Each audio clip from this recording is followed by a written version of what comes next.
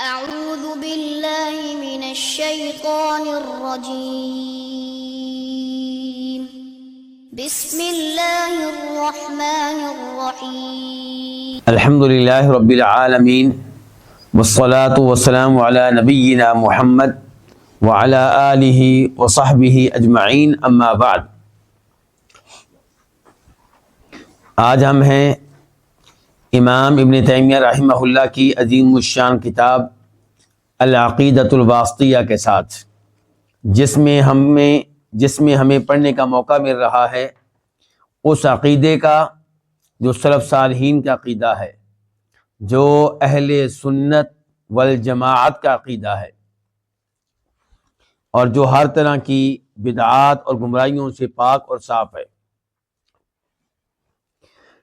اس میں ہم نے آخری جو گفتگو پڑھی تھی وہ یہ تھی کہ اللہ رب العزت اپنے بارے میں سب سے بہتر علم رکھنے والے ہیں، بلکہ دوسروں کے بارے میں بھی۔ دوسرے نمبر پہ اللہ تعالیٰ سچ کہنے والے ہیں، علم رکھنے والے بھی اور سچ کہنے والے بھی، اور طریقہ گفتگو کے لحاظ سے اللہ سے بہتر کوئی نہیں ہے۔ تو پھر جب ہم یہ باتیں مانتے ہیں اور یہ بھی مانتے ہیں کہ اللہ تعالیٰ بندوں کے ساتھ خیر چاہتا ہے، تو پھر اللہ نے جو اپنی صفات بتائی ہیں ہم ان کی تعویل کیوں کریں؟ کیا ہمیں اللہ کے علم میں کچھ شک ہے؟ کیا اللہ کی سچائی میں کچھ شک ہے؟ کیا اللہ تعالیٰ کے حسن کلام میں کچھ شک ہے؟ کیا اللہ تعالیٰ کے حسن ارادہ میں کچھ شک ہے؟ چاروں چیزوں کے لحاظ سے اللہ رب العزت کامل اور مکمل ہے، تو پھر کیوں ہم ان صفات کی تعویلیں کریں جو اللہ نے اپنی ذکر کی ہیں؟ اور ایسے ہی پھر مؤلف نے کہا تھا کہ نبی علیہ الصلوۃ والسلام اور دیگر رسول یہ بھی سچ کہنے والے، علم رکھنے والے، اور گفتگو کرنے کے لحاظ سے، فصاحت و بلاغت کے لحاظ سے سب سے آگے، اور حسن نیت، حسن ارادہ، حسن قصد کے لحاظ سے بھی شک و شبہ سے بالا تر۔ تو پھر جب وہ اللہ کا تعارف کرائیں، اللہ کے نام بیان کریں، اللہ کی صفات بیان کریں، تو ہم ان کی تعویلیں کیوں کریں؟ کیا ہمیں ان انبیاء کرام علیہ السلام کے علم میں کچھ شک ہے؟ یا ہمیں ان کی سچائی پہ کچھ شک ہے؟ یا ان کی فصاحت پہ، حسن کلام پہ کچھ شک ہے؟ یا حسن نیت اور ارادہ اور قصد پہ کچھ شک ہے؟ کسی چیز میں کچھ شک نہیں۔ تو پھر جو تعارف انہوں نے اللہ کا پیش کیا اس کو اسی طرح قبول کیا جائے جس طرح انہوں نے پیش کیا۔ اس کے بعد فرماتے ہیں امام صاحب، اور یہی ہمارا آج کا درس ہے، وَلِهَذَا قَالَ، اسی لیے اللہ تعالیٰ نے کہا ہے۔ کس لیے؟ کیونکہ اللہ رب العزت کے رسول وہ گفتگو کرنے کے لحاظ سے، کلام کرنے کے لحاظ سے سب سے بہتر ہیں، اور وہی سب سے بہتر تعارف پیش کر سکتے ہیں اللہ رب العزت کا۔ تو اس لیے اللہ تعالی نے کہا ہے سبحان ربک رب العزت عما یصفون، تیرا رب، کس کو مخاطب کیا جا رہا ہے؟ نبی علیہ الصلوۃ والسلام کو۔ تو کیا اللہ تعالیٰ صرف آپ کے رب ہیں، کسی اور کے رب نہیں ہیں؟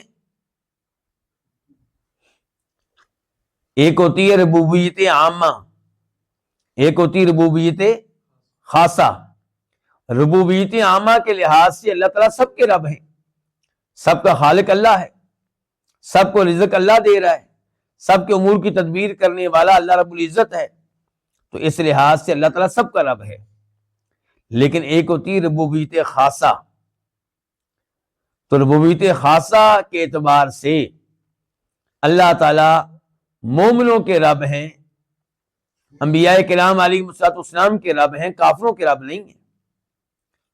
ہدایت دینے کے لحاظ سے، نیکی کی توفیق دینے کے لحاظ سے، ایمان قبول کرنے کی توفیق دینے کے اعتبار سے، نمازیں پڑھنے کی توفیق دینے کے اعتبار سے، تلاوت کرنے کی توفیق دینے کے اعتبار سے اللہ کس کا رب ہے؟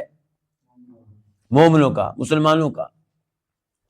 اور مومنوں میں سے بھی خاص طور پہ کن کا؟ انبیاء کرام علیہ السلام کا، اور ان میں سے بھی خاص طور پہ کس کا؟ جناب محمد صلی اللہ علیہ وسلم کا۔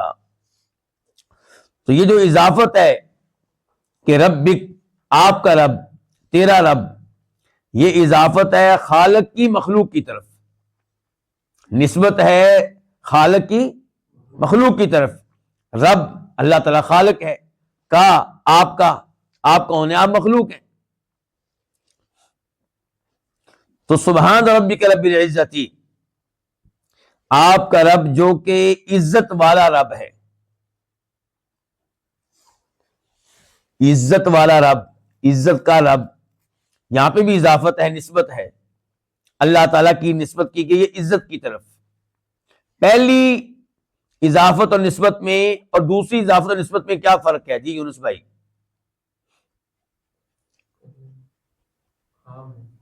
پہلے میں نے بتایا تھا کہ پہلی جو اضافت اور نسبت تھی وہ خالق کی تھی مخلوق کی طرف. اللہ تعالیٰ رب ہے جناب محمد کا صلی اللہ علیہ وسلم، تو وہ خالق ہے، محمد کون ہے؟ صلی اللہ علیہ وسلم، وہ مخلوق ہے.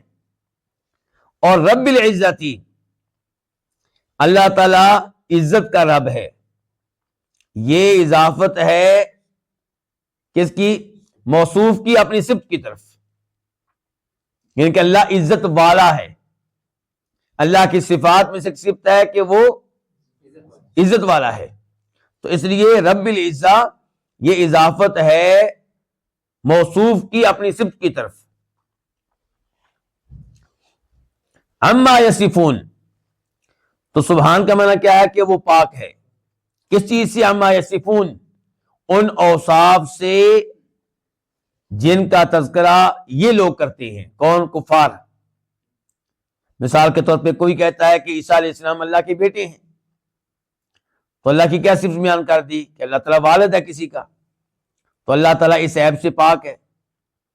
کسی نے کسی کو اللہ کا شریک بنا دیا، اللہ تعالیٰ اس عیب سے بھی پاک ہے. تو اس قسم کے جتنے نقائص ہیں اللہ تعالیٰ ان سے کیا ہے؟ پاک ہے.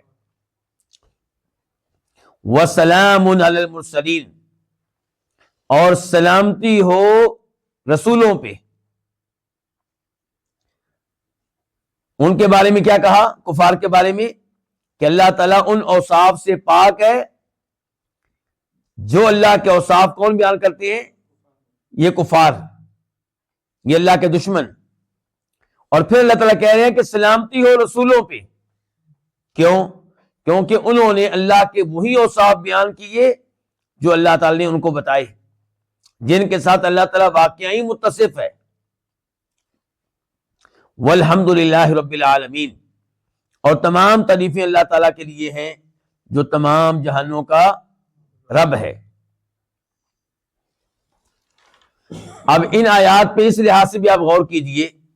یہ 3 آیتیں آپ کے سامنے پڑھی گئی ہیں سورہ صافات کی، آیت نمبر 180 سے لے کے 182 تک، 180 سے لے کے 182 تک.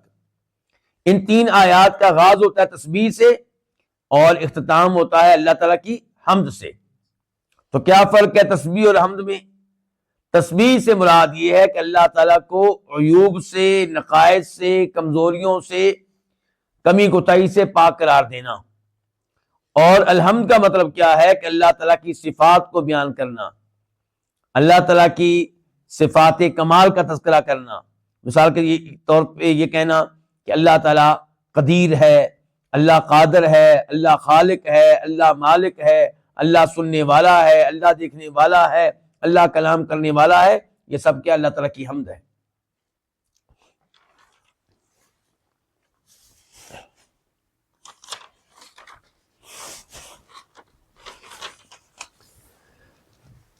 فَسَبَّحَ نَفْسَهُ، تو اللہ تعالیٰ نے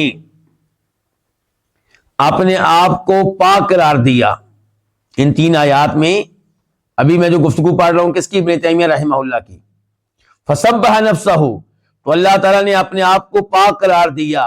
عَمَّا وَصَفَهُ بِهِ الْمُخَالِفُونَ لِلرُّسُلِ، ان اوصاف سے جن کے ساتھ اللہ کو متصف کیا رسولوں کے مخالفین نے علیہم الصلوۃ والسلام. وسلم علی المرسلین، اور اللہ نے سلامتی نازل کی کن پہ؟ رسولوں پہ. کیوں؟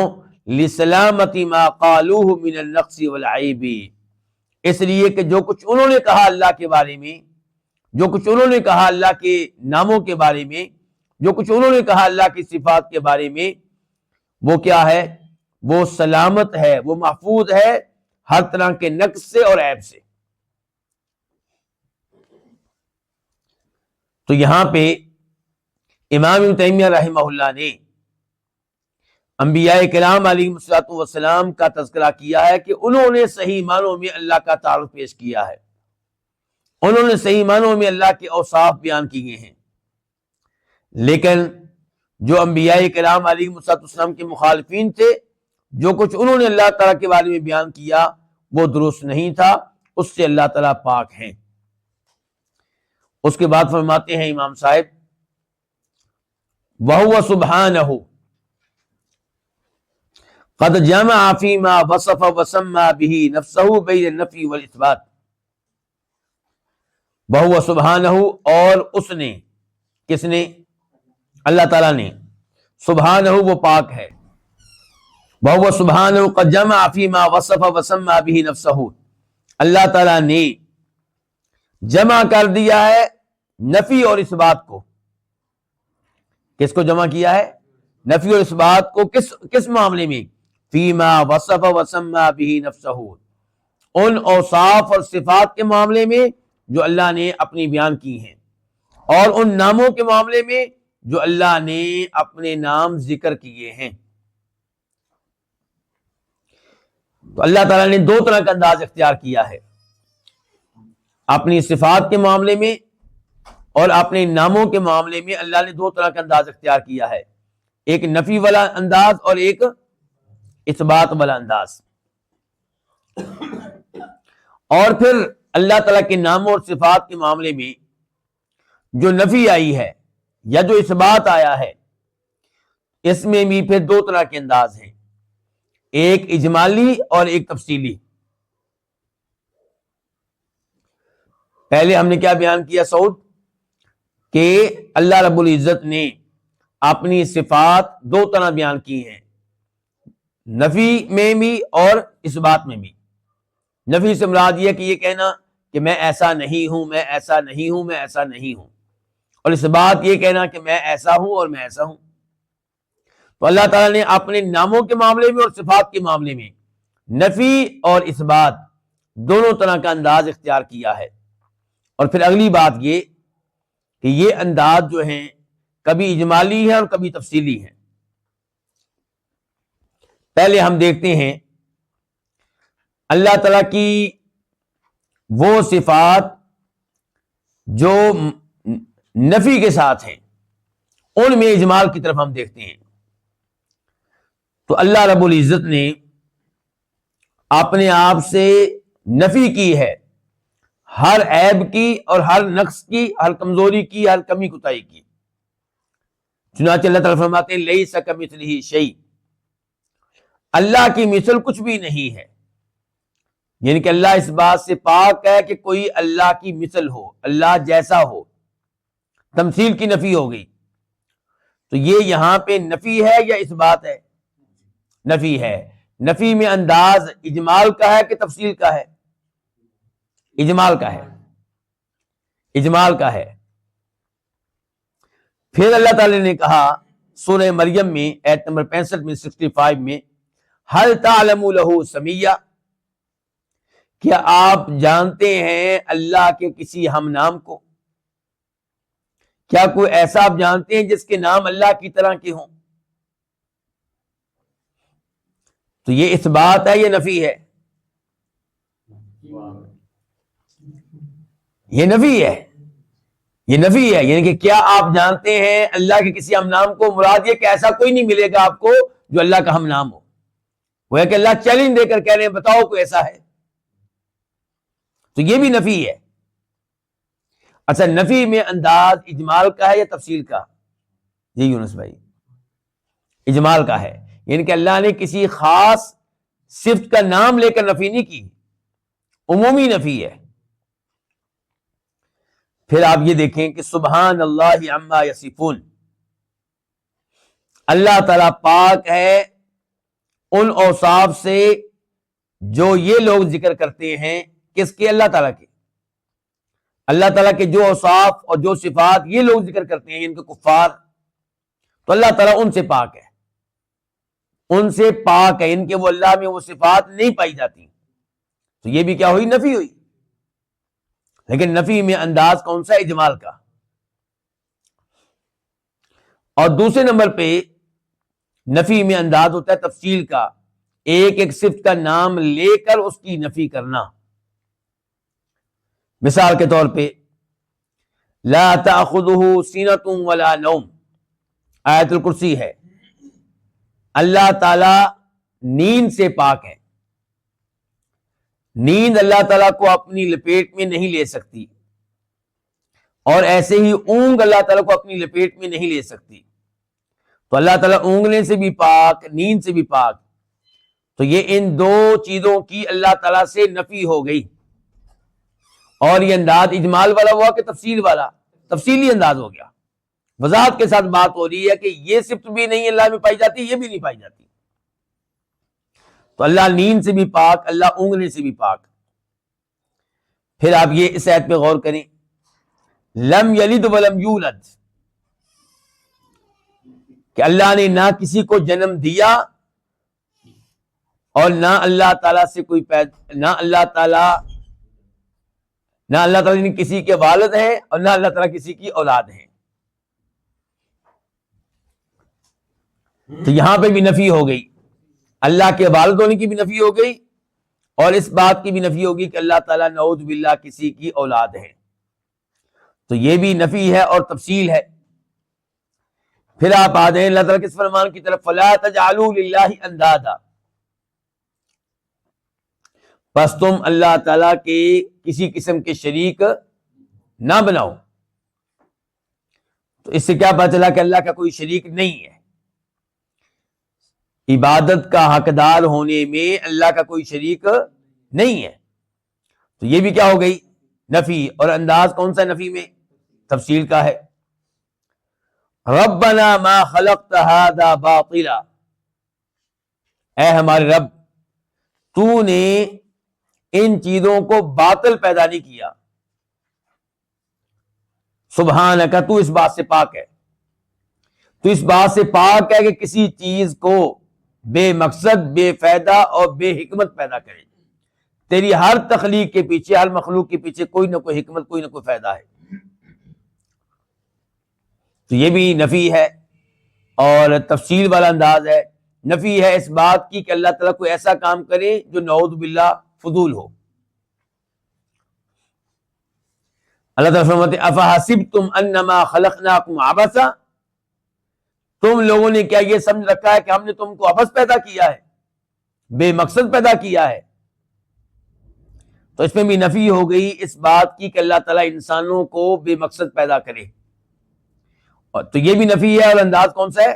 تفصیل کا. تو یہ گفتگو ہو رہی تھی کہ اللہ تعالیٰ نے کئی صفات کی نفی کی ہے. یہاں پہ یہ بات ذہن میں رہی کہ جہاں جہاں پہ اللہ تعالیٰ نے نفی کی ہے وہاں پہ مقصود صرف نفی نہیں ہے، کیونکہ صرف نفی جو ہے اس کا کوئی فائدہ نہیں ہے، وہ کوئی اللہ تعالیٰ کی تعریف نہیں ہے، وہ کوئی اللہ تعالیٰ کی ثنا نہیں ہے. جہاں جہاں پہ نفی آئی ہے وہاں پہ مقصود ہے اس کے الٹ کمال کو ثابت کرنا. مثال کے طور پہ جب آپ کہتے ہیں کہ اللہ تعالیٰ کا کوئی شریک نہیں ہے تو آپ ثابت کرنا چاہتے ہیں اللہ تعالیٰ اپنی عظمت میں کامل ہے،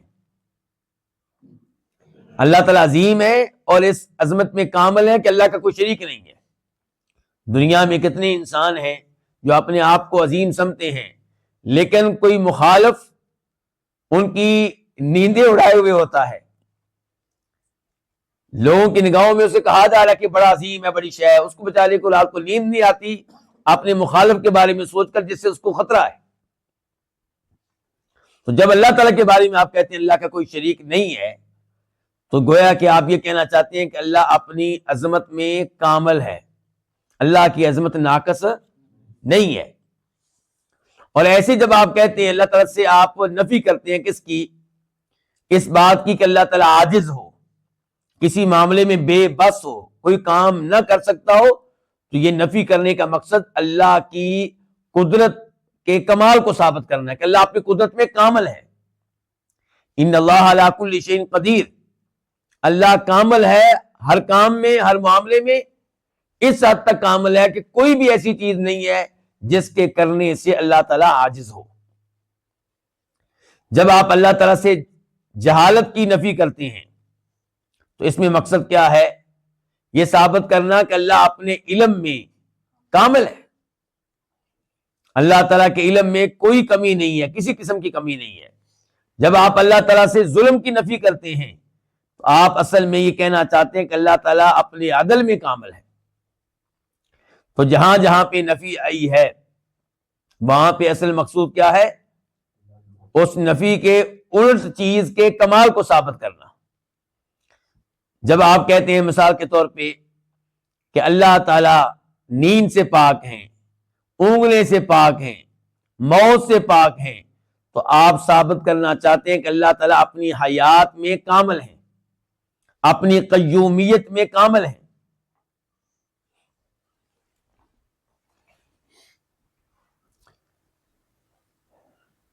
پھر اب ہم آتے ہیں اس بات کی طرف کہ قرآن کریم میں اللہ کی کئی صفات آئی ہے اس بات کے انداز میں۔ پہلے ہم گفتگو کر رہے تھے کس کے بارے میں؟ نفی کے بارے میں۔ اب گفتگو ہے اس بات کے بارے میں۔ اس بات بھی دو طرح کا ہے، کبھی ہے اس بات اجمالی اور کبھی ہے اس بات تفصیلی۔ اجمالی جو ہے اس بات، اس کی مثال کیا ہے؟ الحمدللہ رب العالمین، تمام تعریفیں اللہ تعالیٰ کے لیے ہیں۔ تو یہ جو ہے اللہ تعالیٰ کی کا تعارف یہاں پہ پیش کیا گیا ہے، یہ اس بات میں ہے اور اس میں اجمال ہے، تفصیل بیان نہیں کی گئی۔ اور کبھی کیا ہوگا؟ اللہ رب العزت کی اوصاف کا تذکرہ اس بات کے انداز میں لیکن تفصیل کے ساتھ۔ مثال کے طور پہ یہ کہنا کہ اللہ تعالیٰ کا چہرہ ہے، الوجہ، یہ اس بات ہے، نفی نہیں ہو رہی بلکہ ثابت کیا جا رہا ہے اللہ کے لیے چہرہ۔ یہ کہنا کہ اللہ تعالیٰ کے ہاتھ ہیں، بل یداہ مبسوطتان، تو یہ بھی کیا ہے؟ اس بات ہے، اور اس بات میں کیا ہے؟ تفصیل ہے۔ یہ کہنا کہ اللہ تعالیٰ عرش پہ مستوی ہیں، الرحمن علی العرش استویٰ، تو یہاں پہ اللہ تعالیٰ کے لیے صفت استواء کو ثابت کیا جا رہا ہے، تو یہ اس بات ہوا، ثابت کیا جا رہا ہے، اور انداز کون سا ہے؟ تفصیل کا۔ یاد رہے کہ اللہ تعالیٰ کی وہ صفات جن کے بارے میں ہم کہہ رہے ہیں کہ ثبوتی صفات ہیں، یہ ساری کی ساری ہمیں نہیں بتائی گئی، ساری کی ساری ہمیں نہیں بتائی گئی۔ آپ اس امر کا اندازہ اس حدیث سے لگائیں جس کو امام مسلم روایت کرتے ہیں اور سیدہ عائشہ راوی ہیں۔ حدیث کے نمبر ہے 486، 486۔ کہتی ہیں کہ فقدت رسول اللہ صلی اللہ علیہ وسلم لیلۃ من الفراش، ایک رات میں نے نبی علیہ السلام کو بستر پہ موجود نہ پایا، فالتمستہ، تو میں آپ کو ٹٹولنے لگی، تلاش کرنے لگی ہاتھ کے ذریعے، فوقعت یدی علی بطن قدمیہ، تو میرے ہاتھ لگے آپ کے پاؤں کے تلوے کو، وَهُوَ فِي الْمَسْجِدِ، جبکہ آپ سجدے میں تھے۔ اللہ آپ کو جزائے خیر دے۔ ماشاءاللہ، یونس بھائی کو کیسے معلوم ہو گیا جی؟ وَهُوَ فِي الْمَسْجِدِ، آپ کہاں تھے؟ سجدے میں تھے۔ وَهُمَا مَنْصُوبَتَانِ، جبکہ آپ کے دونوں پاؤں سجدے میں کھڑے تھے۔ پاؤں کو کیا کیا ہوا تھا؟ کھڑا کیا ہوا تھا۔ الحمدللہ ہم سلفی لوگ اہل الحدیث انہی احادیث کے اوپر عمل کرتے ہیں۔ ہمارے نمازیوں کے سجدے میں پاؤں کھڑے ہوتے ہیں اچھی طرح۔ وَهُوَ يَقُولُ، جبکہ آپ یہ الفاظ کہہ رہے تھے، اللہم انی اعوذ برضاک من سخطک وبمعافاتک من عقوبتک واعوذ بک منک لا احصی ثناء علیک انت کما اثنیت علی نفسک۔ اے اللہ، میں تیرے غضب سے بچنے کے لیے تیری رضا کی پناہ میں آتا ہوں، وبمعافاتک من عقوبتک، اور تیری سزا سے بچنے کے لیے، تیرے عذاب سے بچنے کے لیے میں تیری عافیت کی پناہ میں آتا ہوں، وَأَعُوذُ بِكَ مِنْ، اور تو اس سے بچنے کے لیے میں تیری پناہ میں آتا ہوں۔ کیوں جی؟ تو اس سے بچنے کے لیے تیری پناہ میں آتا ہوں، یعنی کہ اللہ پکڑنے پہ آئے تو بچ کر کس کے پاس جانا ہے؟ اللہ کے پاس ہی۔ فَفِرُّوا إِلَى اللَّهِ۔ اور ہمارے کلمہ پڑھنے والے کئی احباب کیا کہتے ہیں کہ جسے پکڑے محمد،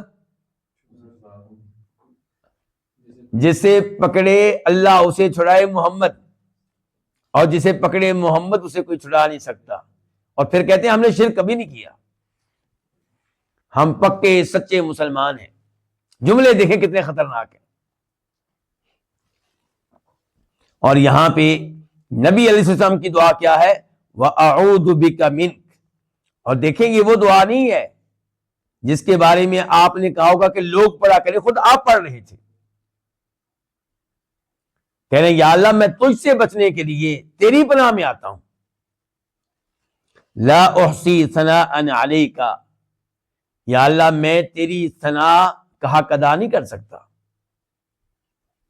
انت کما اثنیت علی نفسک، تو ویسے ہے جیسے خود تو نے اپنی ثنا بیان کی ہے۔ تو اس سے یہ اندازہ ہوتا ہے کہ اللہ کی کئی صفات ایسی ہیں جو ہمیں معلوم نہیں ہیں۔ ایک اور حدیث سے بھی اندازہ ہوتا ہے، اس کو روایت کیا امام ابن حبان نے اور امام احمد نے، شیخ البانی نے اس کو صحیح قرار دیا ہے۔ یہ وہی دعا ہے جس میں آپ نے بتایا ہے کہ جو آدمی پریشان ہو، غموں میں مبتلا ہو، ٹینشنوں میں مبتلا ہو، تو وہ کون سی دعا پڑھے؟ اللہم انی عبدک وابن عبدک وابن امتک۔ اس دعا کے درمیان میں کیا آتا ہے؟ اسألک بکل اسم ہو لک سمیت بہ نفسک او انزلتہ فی کتابک او علمتہ احدا من خلقک او استأثرت بہ فی علم الغیب عندک۔ اسألک، اے اللہ میں تجھ سے سوال کرتا ہوں،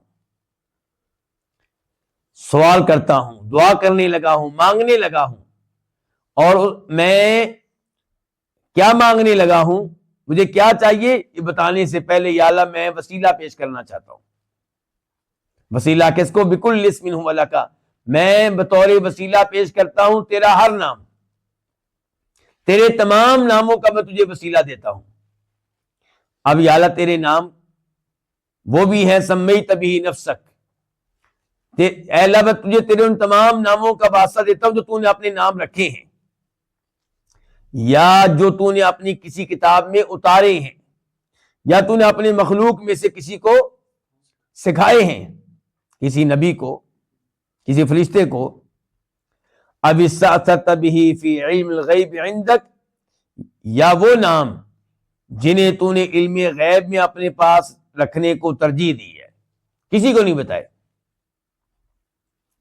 تو اللہ تعالیٰ کے ایسے نام ہیں، اور اللہ کے ہر نام سے کیا ہمیں ملتی ہے؟ صفت۔ اللہ کے ہر نام سے ہمیں کیا ملتی ہے؟ صفت۔ تو ہمارا موضوع یہی ہے نا کہ اللہ تعالیٰ کی جو ثبوتی صفات ہیں وہ ساری کی ساری ہمیں معلوم نہیں ہیں، کچھ ہمیں بتائی گئی ہیں۔ تو یہ بات ہمیں اچھی طرح معلوم ہونی چاہیے۔ اور یہاں پہ یہ قاعدہ بھی ذہن میں رکھیں کہ وہ اللہ کی صفات جو اللہ کے ناموں سے لی جاتی ہیں وہ ہر حال میں کمال ہیں۔ مثال کے طور پہ اللہ کا نام ہے السمیع، سننے والا، اس سے ہمیں کون سی صفت ملے گی؟ سننا۔ اور یہاں پہ یہ بتانا بھی مناسب ہوگا کہ کیا اللہ کی صفات توقیفی ہیں یا اجتہادی ہیں؟ جی، کیا مطلب ہے توقیفی یا اجتہادی؟ توقیفی کا مطلب یہ ہے کہ اللہ کی صفات ہم وہی بیان کریں گے جو خود اللہ نے بتائیں یا اللہ کے رسولوں نے بتائیں علیہم الصلوۃ والسلام. اور اجتہادی کا مطلب یہ ہوگا کہ کچھ وہ صفات جو اللہ نے بتا دی، کچھ وہ جو اللہ کے رسول نے بتا دی علیہ الصلوۃ والسلام، اور کچھ ہم نے اپنی عقل سے معلوم کر لی.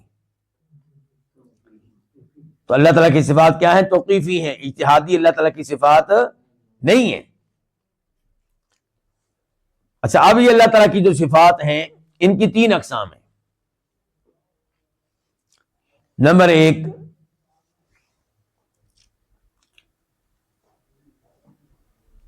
اللہ تعالیٰ کی وہ صفات جو مطلق طور پہ کمال پہ مشتمل ہیں.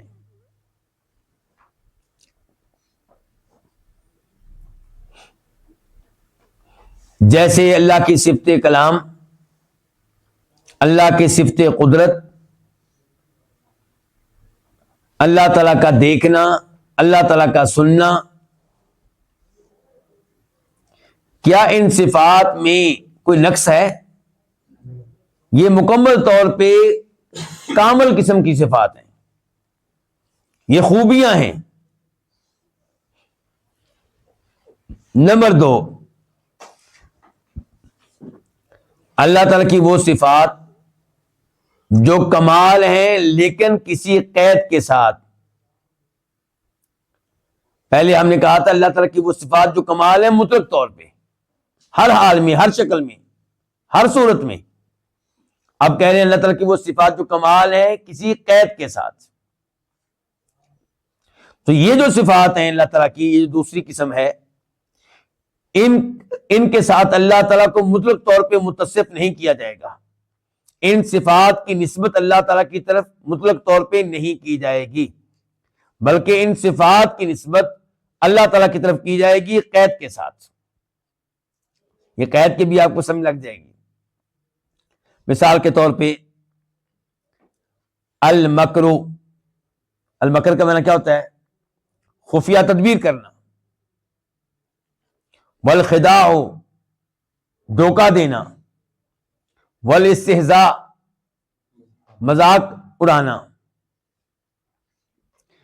تو یہ چیزیں اللہ تعالی کی طرف منسوب کی گئی ہیں اور قرآن میں آئی ہیں. تو کیا ہم یہ کہہ سکتے ہیں کہ اللہ کی صفات میں سے ایک صفت مکر ہے؟ نعوذ باللہ.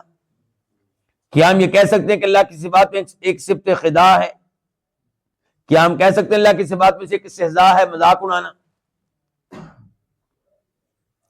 اگر آپ کا جواب یہ ہے کہ ہم نہیں کہہ سکتے، تو پھر جو صفات کی تعویلیں کرنے والے ہیں وہ کہیں گے اب یہاں پہ کیوں کہتے ہو کہ نہیں کہہ سکتے؟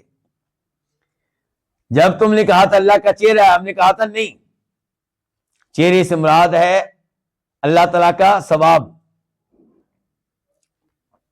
تم نے کہا تھا اللہ تعالیٰ کے یدین، ہاتھ ہیں، ہم نے کہا تھا نہیں، ہاتھ اللہ تعالیٰ کے شان نہیں ہے.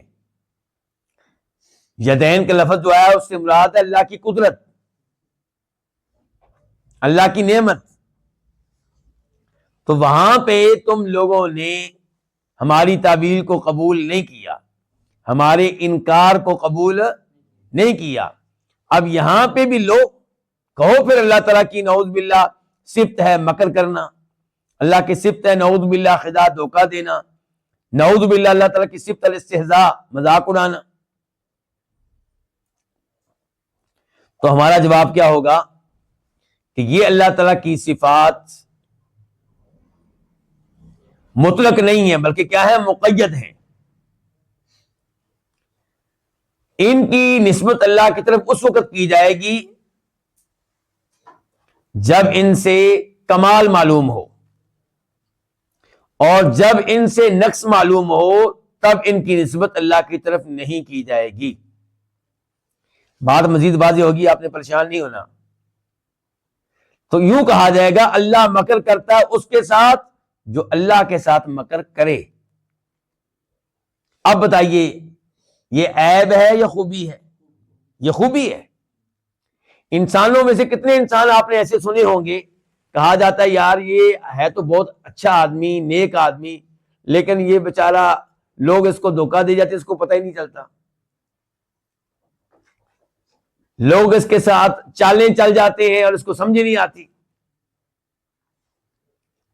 اس کو فلاں جگہ پہ پلاٹ بیچا گیا، مکان بیچا گیا، اور جناب ٹھیک ٹھاک اس کے ساتھ فراڈ کیا گیا، مکر کیا گیا، اس کو پتہ ہی نہیں چلا،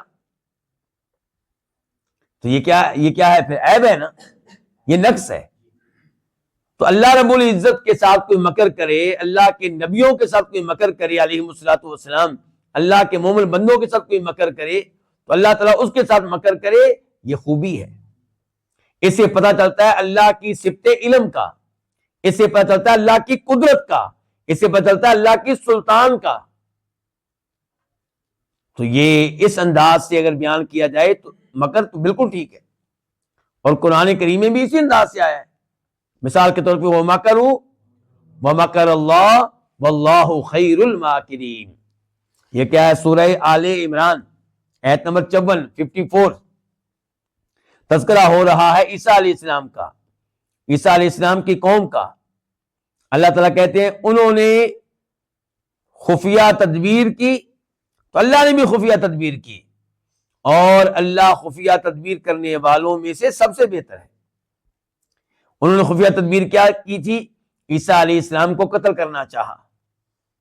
اللہ نے خفیہ تدبیر کیا کی کہ اللہ تعالیٰ نے ان کے لیے ایک آدمی کو عیسیٰ علیہ السلام کا مشابہ بنا دیا، اور اس کو سولی پہ لٹکا دیا گیا، اور وہ خوش ہیں کہ ہم نے عیسیٰ علیہ السلام کو سولی پہ لٹکا دیا ہے، جبکہ یہ اللہ تعالیٰ کا ان کے ساتھ مکر ہے، یہ اللہ کی خفیہ تدبیر ہے ان کے ساتھ کہ ان کو پتہ بھی نہیں، اور اللہ تعالیٰ نے عیسیٰ علیہ السلام کو زندہ اٹھا لیا ہے۔ واضح علماء کرام۔ اور ہمارے نبی کے بارے میں اللہ تعالیٰ کیا فرماتے ہیں سورہ انفال میں؟ وَإِذْ يَمْكُرُ بِكَ الَّذِينَ كَفَرُوا لِيُثْبِتُوكَ أَوْ يَقْتُلُوكَ أَوْ يُخْرِجُوكَ وَيَمْكُرُونَ وَيَمْكُرُ اللَّهُ،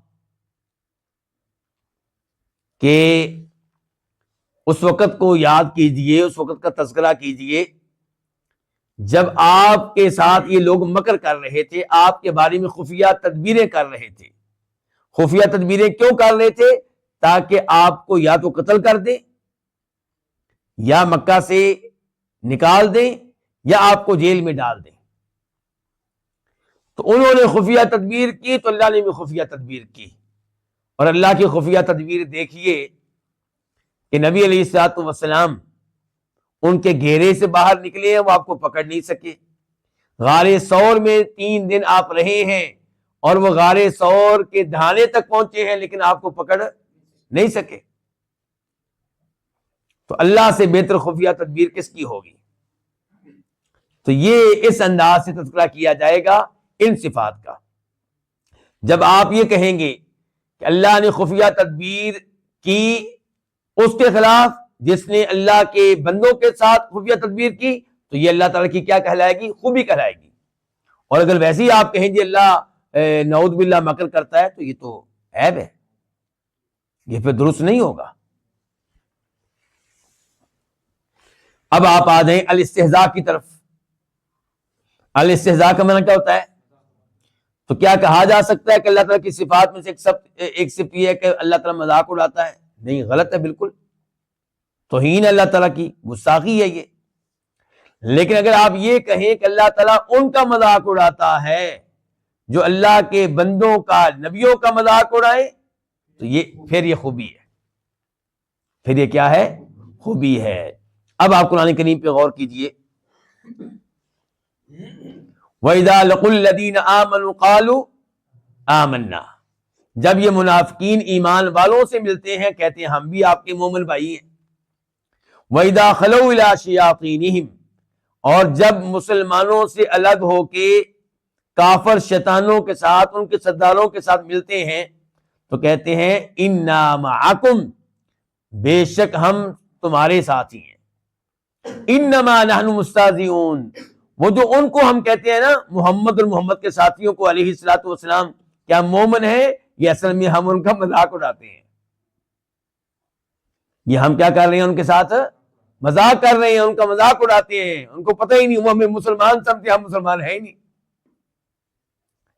اللہ تعالیٰ نے کہا اللہ یستہزئ بہم، اللہ تعالیٰ ان کا مذاق اڑا رہا ہے. اللہ ان کا مذاق اڑا رہا ہے. وہ کیسے علماء کرام؟ اس سے بڑا مذاق کیا ہوگا کہ اللہ تعالیٰ جانتا ہے ان کے دلوں کو کہ ان کے دلوں میں کفر ہے، اور کلمہ انہوں نے اوپر اوپر سے پڑھا ہے اپنی جانیں بچانے کے لیے، اپنے مال کو بچانے کے لیے. حقیقتاً وہ مسلمان نہیں ہیں. اب اللہ تعالیٰ چاہتا تو اللہ تعالیٰ نبی علیہ الصلوۃ والسلام کو حکم دیتا کہ یہ معاملہ واضح کر دیا جائے، نام لے لے کر بتا دیا جائے کہ یہ بھی منافق ہے، یہ بھی منافق ہے، یہ بھی منافق ہے، اور ان کو مسلمانوں والے فوائد اور مسلمانوں والے حقوق نہیں ملیں گے. لیکن اللہ نے ایسا نہیں کیا. اللہ نے ان کی رسی کو دراز کر دیا، ان کو مزید مہلت دے دی. اب کیا ہوا؟ بظاہر ان کو مسلمان شمار کیا گیا، مسلمانوں والے حقوق دے دیے گئے، مسلمانوں والے فوائد دے دیے گئے. ان حقوق و فوائد کی وجہ سے وہ خوش ہیں اور سنجیدگی سے غور ہی نہیں کرتے کہ ہمیں باقی مسلمان ہو جانا چاہیے اور اپنی ان حرکتوں سے توبہ کر لینی چاہیے. انجام کیا ہوگا؟ ان المنافقین فی الدرک الاسفل من النار، یہ منافق جہنم کے سب سے نچلے درجے میں ہوں گے. تو یہ ہے اللہ کا استہزاء ان کے ساتھ. پھر روز قیامت کیا ہوگا؟ یوم یقول المنافقون والمنافقات للذین آمنوا انظرونا نقتبس من نورکم قیل ارجعوا وراءکم فالتمسوا نورا فضرب بینہم بسور لہ باب. یہ کون سی صورت ہے شیخ حماد؟ سورہ حدید. سورہ حدید.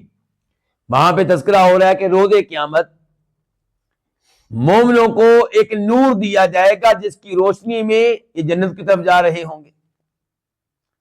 اب منافقین بظاہر کیا تھے؟ مسلمان. وہ بھی ساتھ ساتھ چلیں گے، مسلمانوں کے نور سے فائدہ اٹھاتے ہوئے وہ بھی مسلمانوں کے ساتھ ساتھ مسلمانوں کے پیچھے پیچھے. پھر اچانک کیا ہوگا؟ ان کو وہ مسلمانوں کے نور سے فائدہ نہیں اٹھا سکیں گے، تو مسلمانوں سے کہیں گے بھی ہم تمہارے ساتھی تھے، ہم ایک لوگ تھے، ہمارا بھی انتظار کرو، ہمیں ساتھ لے کے چلو. نقتبس من نورکم، تمہارے نور سے ہم بھی فائدہ اٹھا سکیں. تو کہا جائے گا ارجعوا وراءکم فالتمسوا نورا، پیچھے جاؤ، پیچھے نور ادھر جا کے تلاش کرو جہاں سے ہم نے لیا تھا. پیچھے مڑیں گے تو ان کے مابین اور مسلمانوں کے مابین دیوار قائم کر دی جائے گی. یہ ان کے ساتھ کیا کیا گیا؟ استہزاء، کیونکہ یہ مسلمانوں کا استہزاء کیا کرتے تھے. تو اللہ تعالیٰ ان کے ساتھ استہزاء کرتا ہے، ان منافقین کے ساتھ جو مسلمانوں کا استہزاء کیا کرتے تھے، ان کا مذاق اڑایا کرتے تھے. تو یہ آیتیں ہیں انما نحن دیکھیں اللہ نے کیا کہا ہے کہ انہوں نے کہا انما نحن مستہزئون، ہم تو صرف ان سے استہزاء کرنے والے تھے. اللہ یستہزئ بہم، اللہ نے فوراً کہا کہ اللہ تعالیٰ ان کا استہزاء کرتا ہے، ان کا مذاق اڑاتا ہے. یہ سورہ بقرہ آیت نمبر 14 اور 15، 14 اور 15. ہم اللہ تعالیٰ کی صفات کی کتنی اقسام بیان کر چکے ہیں؟ 2. تیسرے نمبر پہ اللہ کی وہ صفات جو مطلق طور پہ نقص پہ مشتمل ہیں، نقص پہ، عیب پہ، کمزوری پہ. تو ان کو کبھی بھی اللہ تعالیٰ کی طرف منسوب نہیں کیا جائے گا، ان کی نسبت کبھی بھی اللہ کی طرف نہیں کی جائے گی. مثال کے طور پہ العجز، عاجز آ جانا، تو اللہ تعالیٰ تو اس سے پاک ہے کہ اللہ تعالیٰ عاجز ہوں، اللہ تو ہر چیز پہ قادر ہے. تو اس صفت کی نسبت کبھی بھی اللہ کی طرف نہیں کی جائے گی. یہ صفات منفیہ میں سے ہے نا، یہ نفی والی صفات ہیں. اور ایسے ہی خیانت کرنا، کیا کرنا؟ خیانت کرنا، اس کی نسبت اللہ تعالیٰ کی طرف نہیں کی جائے گی. کبھی بھی نہیں کی جائے گی. بلکہ یہاں پہ آپ دیکھیں فرق ہے خداع اور خیانت کے مابین. دھوکہ دینے اور خیانت کرنے کے مابین کیا ہے؟ فرق ہے. جب دھوکہ دینے کی باری آئی تو اللہ تعالی نے کیا کہا؟ ان المنافقین یخادعون اللہ وهو خادعهم، سورہ نساء. کہ منافق جو ہیں وہ اللہ تعالیٰ کے ساتھ دھوکہ بازی کر رہے ہیں، اللہ کو دھوکہ دے رہے ہیں. کیونکہ اپنی طرف سے وہ اللہ تعالیٰ کو کیا دے رہے ہیں؟ وَهُوَ خَادِعُهُمْ، جبکہ اللہ تعالیٰ ان کو دھوکہ دے رہا ہے. اور اس کی وضاحت پہلے میں کر چکا ہوں کہ وہ دھوکہ دے رہے ہیں اللہ تعالیٰ کو اور مومنوں کو کہ اپنے آپ کو مسلمان ظاہر کرتے ہیں جبکہ مسلمان نہیں ہے. اللہ ان کو دھوکہ دے رہا ہے کہ اللہ نے کہا ٹھیک ہے جی، ہم نے تمہیں مسلمان شمار کر لیا، مسلمانوں والے فوائد حقوق مل گئے، اب سکون کی زندگی گزار رہے ہیں اور آگے چل کر کیا ہوگا؟ پھنس جائیں گے. کیا یہ کہا جا سکتا ہے کہ جو اللہ تعالیٰ کے ساتھ خیانت کرنی اللہ ان کے ساتھ خیانت کرتا ہے؟ نہیں، یہ کبھی نہیں کہا جا سکتا. خیانت ہر حال میں عیب ہے. خیانت ہر حال میں کیا ہے؟ عیب ہے. اسی لیے قرآن حکیم میں آپ کیا پڑھیں گے؟ وَإِن يُرِيدُوا خِيَانَتَكَ فَقَدْ خَانُوا اللَّهَ مِن قَبْلُ فَأَمْكَنَ مِنْهُمْ. کہ اے نبی علیہ الصلوۃ والسلام، اگر کفار آپ سے سلو کریں، معاہدہ کرنا چاہیں تو آپ کریں ان کے ساتھ معاہدہ. اگر وہ معاہدہ کر کے آپ کے ساتھ خیانت کرنا چاہیں کہ معاہدہ کر لیں گے اور یہ سمجھیں گے کہ اب ان کو ہماری طرف سے کوئی خطرہ نہیں اور پھر ہم حملہ کر دیں گے، تو فرمایا اگر یہ آپ سے خیانت کرنا چاہیں تو یہ اللہ سے خیانت کر چکے ہیں اس سے پہلے. اگر آپ سے کل کوئی خیانت کریں گے تو آپ کو معلوم ہونا چاہیے آپ سے پہلے یہ کس سے خیانت کر چکے ہیں؟ اللہ سے. اللہ کے ساتھ خیانت کیا ہے؟ مثال کے طور پہ اللہ تعالیٰ کے ساتھ شرک کرنا. رزق اللہ دے، سہولتیں اللہ دے، نعمتیں اللہ دے، اولاد اللہ دے، بیگم اللہ دے، مکان اللہ دے، اور آپ اللہ کا کسی اور کو شریک کر دیں، اس سے بڑی خیانت کیا ہوگی؟ اچھا، اللہ نے یہاں پہ یہ نہیں کہا کہ اگر وہ آپ سے خیانت کرنا چاہیں تو اللہ تعالیٰ ان سے خیانت کرے گا، یہ نہیں کہا. فرمایا اگر یہ آپ کے ساتھ خیانت کرنا چاہیں تو آپ کو معلوم ہونا چاہیے کہ یہ پہلے اللہ کے ساتھ بھی خیانت کر چکے ہیں. فَأَمْكَنَ مِنْهُمْ، تو اللہ نے پھر کیا کیا؟ اللہ نے ان کے ساتھ خیانت کی؟ نہیں، اللہ نے انہیں آپ کے قابو میں دے دیا، آپ کے کنٹرول میں دے دیا. اللہ نے آپ کو ان پہ غلبہ دیا، خیانت کی ان کو سزا دی اللہ نے. تو یہاں پہ یہ نہیں کہا گیا کہ اللہ نے خیانت کی. تو خیانت جیسے لفظ کی نسبت کسی بھی حال میں اللہ کی طرف نہیں کی جائے گی. سونے کی نسبت اللہ تعالیٰ کی طرف کسی بھی حال میں نہیں کی جائے گی. اونگنے کی نسبت اللہ کی طرف کسی بھی حال میں نہیں کی جائے گی.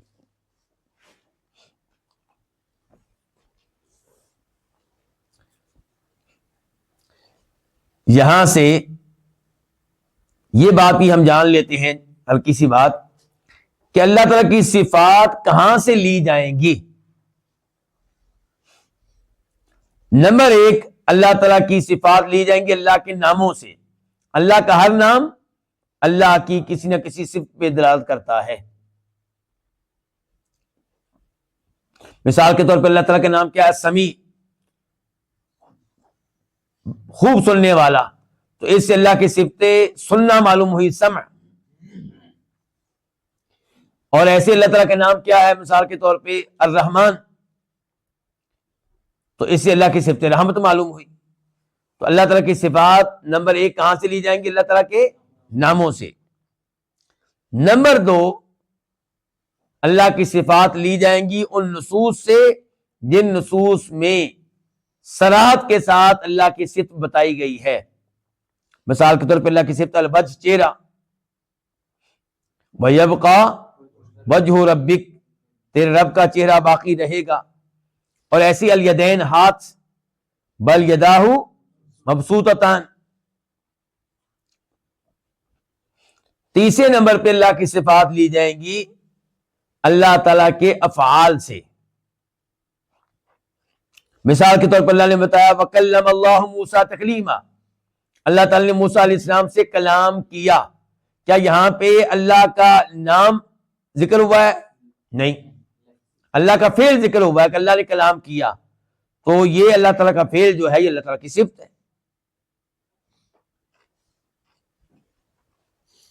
اس کے بعد فرماتے ہیں امام ابن تیمیہ رحمہ اللہ، فلا عدول لأہل السنت والجماعت عما جاء به المرسلون، اہل سنت والجماعت لا عدول ہٹتے نہیں ہیں، اہل سنت والجماعت کے لیے ہٹنا نہیں ہے، لیکن ان کو ہٹتے نہیں ہیں۔ کس چیز سے نہیں ہٹتے؟ اما جاء به المرسلون، اس سے جس کو لے کر آئے رسول، جس شریعت کو، جن اللہ کی صفات کو، جن اللہ کے ناموں کو رسول لے کر آئے، اہل سنت والجماعت انہیں سینے سے لگاتے ہیں اور انہیں قبول کرتے ہیں، ان سے اعراض نہیں کرتے۔ اچھا، کیا نبی علیہ الصلوۃ والسلام کے علاوہ دیگر رسولوں نے بھی اللہ کی صفات بیان کی ہیں؟ جی ہاں، کی ہیں۔ مثال کے طور پہ سورہ طٰہٰ میں موسیٰ علیہ السلام کہہ رہے ہیں فرعون سے، لا یضل ربی ولا ینسیٰ، میرا رب بھولتا نہیں ہے، میرا رب بھٹکتا نہیں ہے۔ یہاں سے پتہ چلا کہ اللہ کی صفات میں سے اور نفی والی صفات میں سے ایک صفت کیا ہے؟ بھولنا، یعنی کہ اللہ بھولتا نہیں ہے۔ تو یہ صفت کس نے بیان کی ہے؟ موسیٰ علیہ السلام نے، تو اس کو قبول کیا جائے گا۔ تو انبیاء کرام علیہ السلام نے جو اللہ کے نام بیان کیے، اللہ کی صفات بیان کی، اگر ہمارے پاس کسی قابل اعتماد روایت سے پہنچے تو ہم قبول کریں گے، لیکن اگر کوئی ایسی روایت ہے جو خود قابل اعتماد نہیں ہے تو اس کے اوپر اعتماد نہیں کیا جائے گا۔